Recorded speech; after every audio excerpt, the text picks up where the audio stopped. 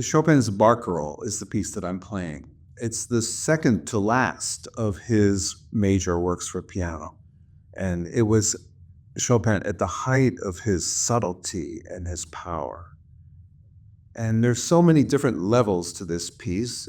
In a way, it has a simple melody. It's a boat song. A barcarolle is supposed to be evoking Venice, a gondolier rowing the boat and singing his Italian song and love true lovers in the boat. And that's the story of all barcarolles.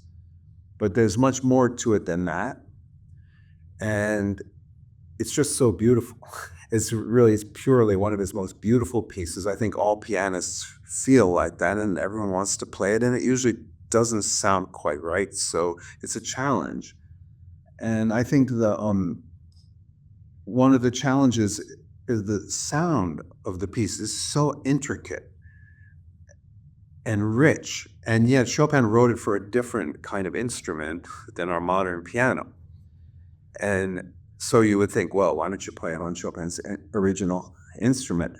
And I would have to say that I love the sound of the modern piano and the possibilities that it has.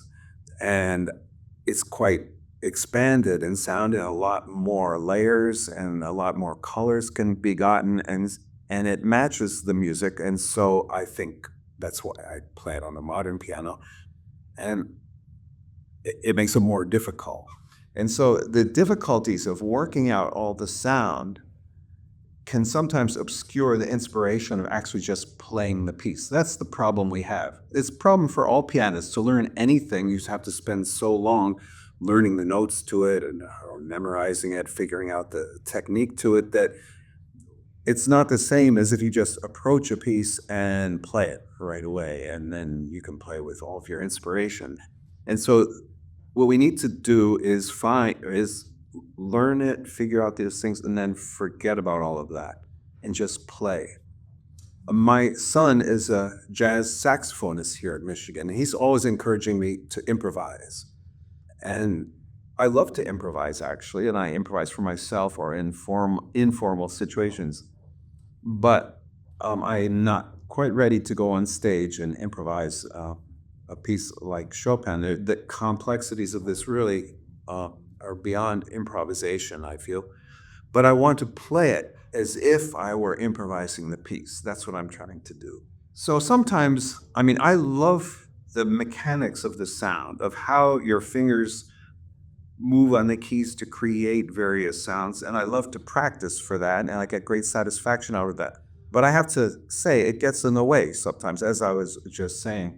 So I need some inspiration.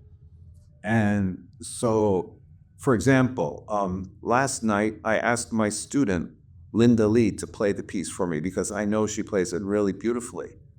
I heard her years ago play this piece. And I was inspired and gave me a fresh view into the piece, and I hope that informs my performance.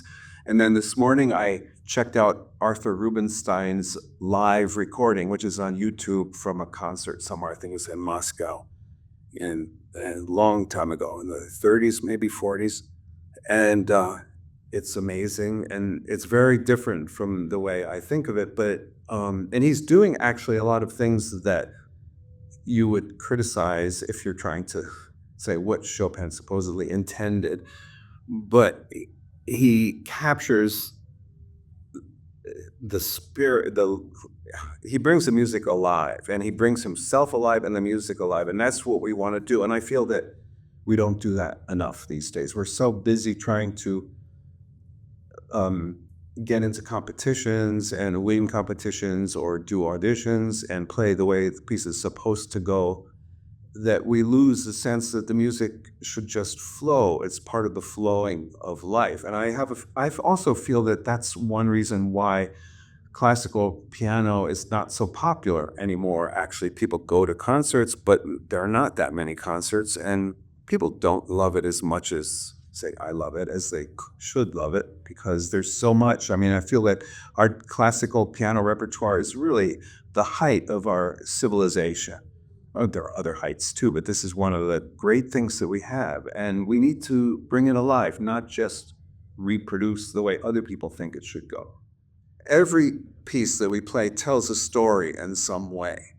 And sometimes the story is rather abstract, say in a Bach fugue, but it still has a story. There's a harmonic basis underneath it and the way that voices interact and the general feeling, especially the feeling of the piece, what the piece says to us. But some pieces are more specific. Sometimes the composer gives a title to it, like Schumann with his scenes from childhood. Each piece has a name, and that's what it's supposed to be. There's one really obvious one of a child on a rocking horse, and Schumann captures a feeling of a child going wild on a rocking horse. So we know what this story is. And the Barcarolle, as I said, it always has a story of a Venetian boat song. But there are various layers to the story also.